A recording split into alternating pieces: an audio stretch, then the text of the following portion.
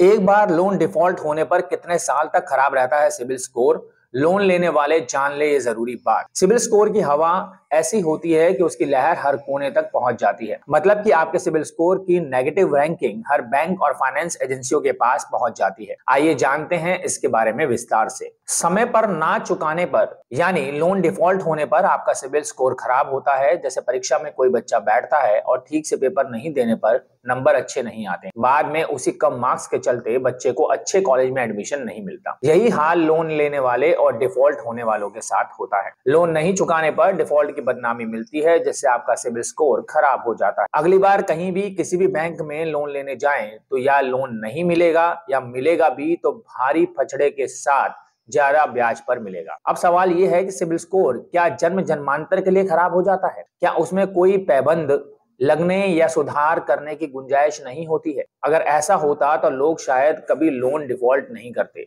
कुछ ना कुछ गुंजाइश जरूर मिलती होगी जिससे कि आगे का रास्ता खुले, कुछ लोन मिल सके। इस उदाहरण से समझें, क्रेडिट स्कोर के फंडे को एक साधारण उदाहरण से समझें। मान लें कि आपने मकान बनाने के लिए बैंक से लोन लिया। शुरू शुरू में लोन की किस्त चुकाते रहे कि अचानक आपकी नौकरी चली गई या आपका धंधा चौपट हो गया। इस परिस्थिति में आपके सामने किस्त बंद करवाने के अलावा कोई चारा ना रहा।